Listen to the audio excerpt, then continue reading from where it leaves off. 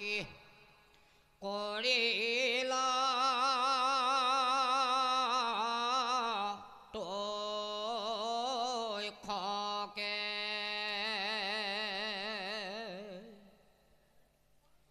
দেখি দখু দিখে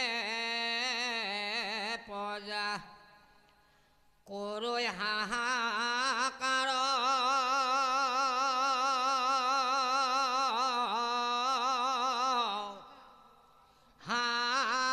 কৈক গৈলা বাপ নিপতি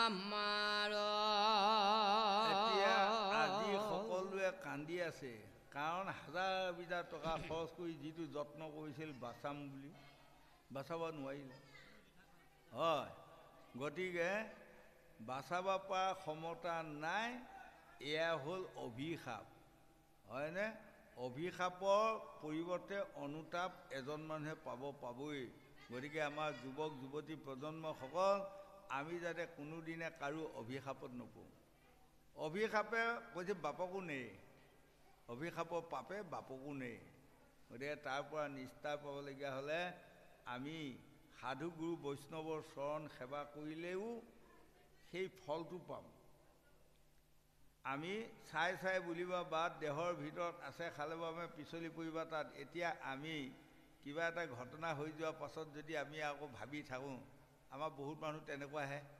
হয়নে নহয় পাছত অনুতাপ কৰি ভাবি কামত আহিবনে বাৰু নাই হৈ যোৱাৰ পাছত কাম শেষ নহওঁতেই নোহোৱা আমি কৰ্মখিনিত আগবাঢ়িব লাগিব হোৱাৰ পাছত কাম নাই নহয় যেনেকৈ এতিয়া ৰাৱণৰ মন কৰিব গোটেই ৰাৱণৰ দেশখনে ধ্বংস হ'ল কিন্তু ৰাৱণে অকণমান প্ৰথমে চিন্তা নকৰিল সীতাক মই হৰণ কৰি অনা মানে মোৰ কিবা এটা প্ৰলয় আহিব হয়নে কাৰণ পৰতি হৰণং গতি নাই মৰণং ঢৌ ঢৌ নৰকত বাস শাস্ত্ৰই কৈ আছে এইকণ কথা চিন্তা নকৰি কৰ্ম কৰিলে নহয় কৰ্ম নকৰি পাছত কামত আহিল নে নাহিল যেতিয়া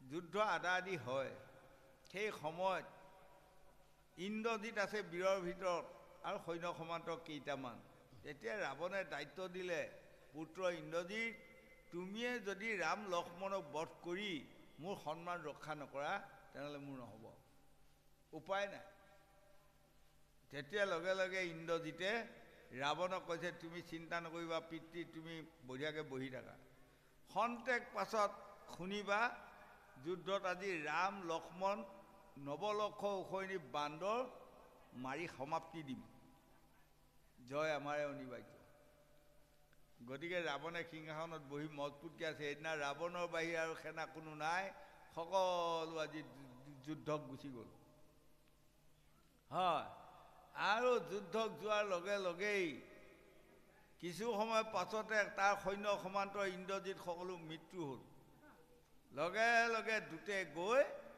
তেওঁক কৈছে মহাৰাজ কথা খবৰনা হ'ল বোলে কি হ'ল কৈছে আপোনাৰ পুত্ৰ ইন্দ্ৰজিতো মৃত্যু হ'ল আৰু আপোনাৰ সৈন্য সমান্ত কোনো নাই আজি শেষ সকলো লগে লগে ৰাৱণে একে তৰোৱাল পাত লৈ দাং খাই উঠিল নহয় মোৰ পুত্ৰ ইন্দ্ৰজিতৰ নিচিনা ডাঙৰ বীৰ নাই যেতিয়া মোৰ পুত্ৰই কৈ গৈছে খন্তেক পাছত ৰামক বধ কৰা হ'ব তুমি অমংগলীয়া বাৰ্তাটো মোক দিব আহিলা এই বুলি ঘাঁ মাৰি ডিঙিটো কাটি দুটুকুৰা কৰি দিলে মাটিত পৰি ধপধপাই আছে এই তেতিয়া পাছত লিখলিগীয়া কোনে কৈছে মহাৰাজ আপুনি দুটক এনেই কাটিলে দুটে সত্য বাৰ্তাটোৱে কৈছে দুটৰ কাম কি বাৰ্তা দিয়া কাম সেই সত্যটো দিবাই লাগিব গতিকে আপুনি কিয় কাটিলে আজি নাই কোনো নাই এই তেতিয়া ৰাৱণে বাগৰি বাগৰি কান্দিছে কান্দে ৰজা লংকেশ্বৰ ভূমিত পৰিয়া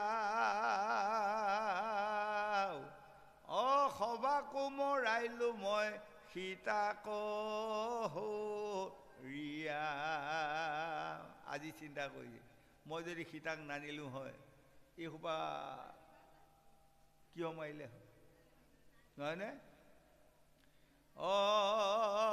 ভাতৃপুত্ৰ নাতি মোৰ সবাকো বধিলা এহি বুলি ৰাৱণ ৰজা ভূমিত পৰিলা ৰাম একলখ পুত্ৰ মোৰ নৱলখ নাতি সবাকো মাৰিলা ৰামে নথৈলে বাকী যাৰ 1 লাখ পুত্ৰ যাৰ 9 লাখ নাতি ডাঙৰ ডাঙৰ বীৰ মই হাই মই মাৰো কাৰণ মই যদি এই কামটো নকৰা হয় আজি এখন যুদ্ধ নহয় এইবোৰ নমৰে গতিকে আমাক ভাগৱতে দেখুৱাইছে যি কাম আপোনাসকলে কৰিব বিচাৰে আগতে ভাবি চিন্তি লৈ কৰ্মত আগবাঢ়িব যদি বেয়া বুলি ভাবেই তালৈ আগনাবাঢ়িব ভাল বুলি ভাবিলেহে তাৰ পৰা আগবাঢ়িব যধাই মধাই কামত হিচাপ নোহোৱাকৈ কিছুমান মানুহে কাম কৰি বিপদত পৰি ফুৰা আমি এই অসমতে দেখিছোঁ গতিকে যধাই মধাই কাম আপোনাসকলে যাতে নকৰক এইখিনি কথাই আমাক অনুজ্ঞা দিলে তুমি অবিহনে ভৈল পৃথিৱী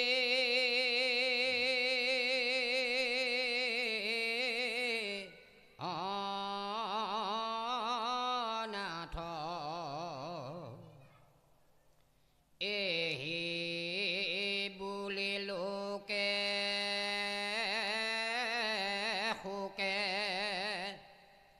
ঠাকুৰ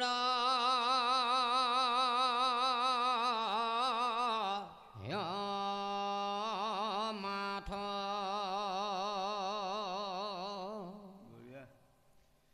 পৰম বিস্ময়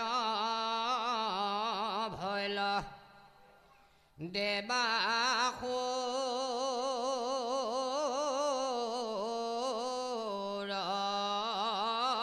নৰ ধন্য ধন্য পৰীক্ষিত ৰাজনী পবৰ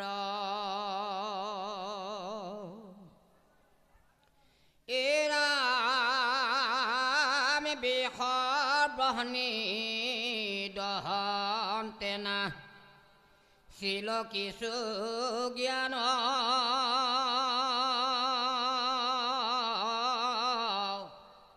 ভৈলা মুখ্য পাইলা সবে প্ৰত্যক্ষে প্ৰমাণ আজি স্বৰ্গত ইন্দ্ৰ আদি 33 কোটি দেৱতাসকলে পৰীক্ষিতৰ মৃত্যুটোক ধন্যবাদ দিছে ধন্যবাদ মনুষ্যৰ জন্ম লৈ তেওঁ যদিও অকালতে মৃত্যু হ'লে কিন্তু তেওঁ আত্মাক বৈকুণ্ঠক আনিব পাৰিলে আমি স্বৰ্গৰ মানে দেৱতাসকলে আজি ইমান দিন থাকিও বৈকুণ্ঠক যাব পৰা নাই কিন্তু আজি মৈত্ৰৰ এজন মনুষ্য হৈও আজি আহিল কম ভাগ্যৱন্ত নহয় হয় আৰু আজি লাগি গ'ল তেওঁ যেতিয়াই চোৱা চিন্তা কৰি জন্ম হোৱাৰ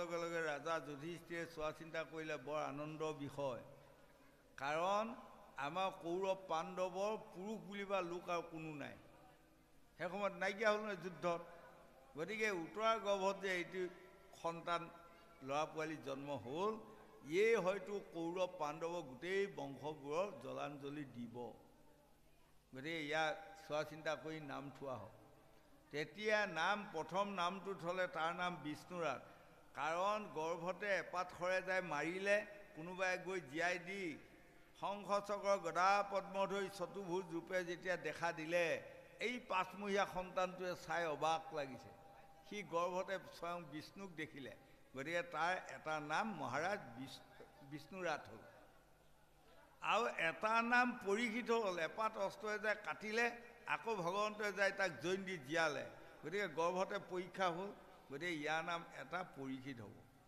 কিন্তু 10,000 হাতী বল হ'ব এই ল'ৰাটো আৰু অশ্বমেধ যজ্ঞ কেইবাটাও কৰিব আৰু তেওঁ এই লৰালি কালতে গোটেই ভাৰতৰ নাম কৰা ৰজা হ'ব।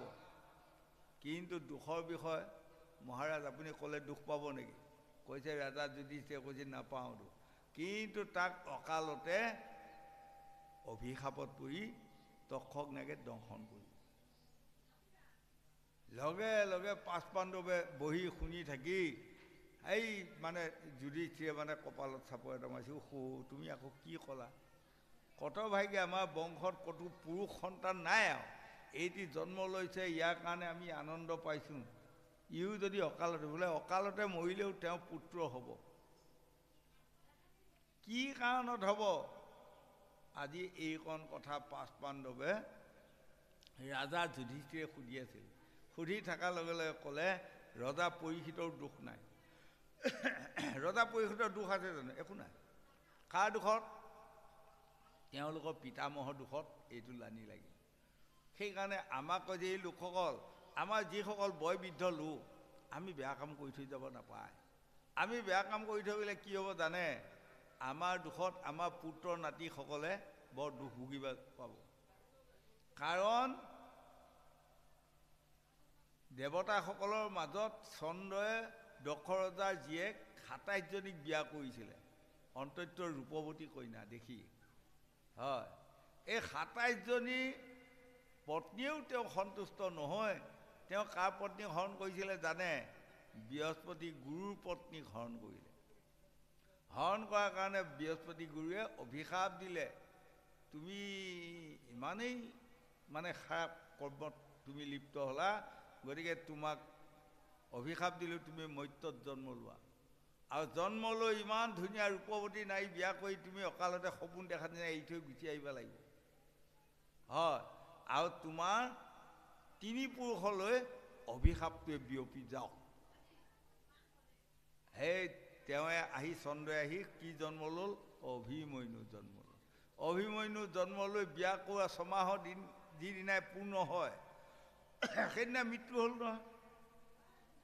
যেতিয়া উত্তৰা মানে বিয়াত ৰজাই দিবা বন্দবস্ত কৰা হৈ গ'ল, সেই পাছত দেৱৰ্ষি নাৰদ ওলালে। দেৱৰ্ষি নাৰদে ওলাই গৈ উত্তৰাক ক'লে, আহাচোন তোমাৰ লগত মই গপ্য কথা অলপমান হওঁ। অন্তঃপুৰত লৈ গ'ল। লৈ যায় ক'লে, তোমাৰ এতিয়া দুয়ো ঘৰে কথা বতৰা হৈ তোমাক কালৈ বিয়া দিবা হ'ল?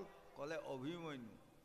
হৈ গ'ল, বন্দবস্ত হৈ গ'ল। আৰু কৈছে তুমি অভিমন্যুক বিয়া নোসোমাবা। অভিমন্যু অভিশাপত আহি জন্ম লৈছে আহি।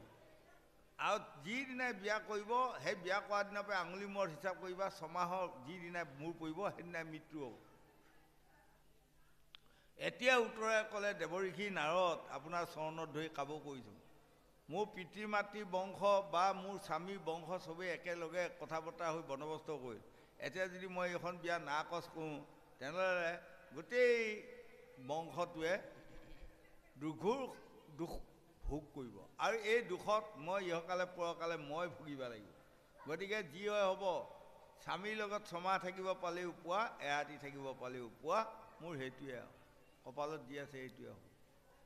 হয়, গতিকে যিদিনা অভিমন্যু যুদ্ধক যায়, কৈছিল দিয়া উত্তৰা, তুমি আনন্দৰে এইখিনিত মোক সেন্দুৰৰ ফুট এটা দিয়া, মই আজি কৌৰৱক বধ কৰি থৈ গুচি আহিম। তেতিয়া লগে লগে উত্তৰাই মানে আঙুলি মূৰত গুণি চালে, আজি ছমাহ মোক বিয়া কৰা ছমাহ। তেনেহ'লে এওঁ ঘূৰি নাহিব। এতিয়া সেন্দুৰৰ ফুট দিবা, হাত নেহেনে আগবাঢ়ি নাযায়। তিনি চাৰিবাৰ সদৌ শেষত যেতিয়া অভিমন্যু কৰিলে, দিয়া তুমি সেন্দুৰৰ ফুট পিন্ধাই দিয়া, মই যাওঁ, দেৰি হ'ল। তেতিয়া যেনে তেনে যায় যেনিবা, তাকো চিধা নহ'ল, অত্যত হ'ল। লগে লগে ভূমিত পৰি উত্তৰা কান্দি আছে। আৰু সদৌ খন্তেকৰ পাছত দুটাই আহি কৈছে, তোমাৰ স্বামী মৃত্যু হ'ল। আৰু তেওঁৰ পুত্ৰ এতিয়া পৰীক্ষিত ৰজা, তেওঁকো অভিশাপত মৃত্যু হ'ল। আৰু পৰীক্ষিতৰ পুত্ৰ হ'ব জন্মেজয়। জন্মেজয়ো অকালতে অভিশাপত মৃত্যু হ'ব। জন্মেজয় পুত্ৰ শতানিক হ'ব, শতানিকে অকালতে মৃত্যু হ'ব। চাই থাকক আপোনালোকে, অভিশাপে দেখিছে, 4 পুৰুষলৈকে খেদিলে। আৰু তাৰ পাছত বিক্ৰমাদিত্য ৰজাৰ দিনৰ পৰাহে তেওঁলোকে সাপৰ পৰা মুক্তি পাব। গতিকে আমাক কৈ দিয়ে এইবোৰ কথা চিন্তা কৰি কলিৰ লোকসকলে চাই চিন্তি চলিবা, য'তে ত'তে ভৰি নিদিবা, য'তে ত'তে কথা নিদিবা, য'তে ত'তে হাত নিদিবা, চাই চাই বুলিবা বা দেহৰ ভিতৰত আছে খালে বামে পিছলি পৰিবা তাৰ।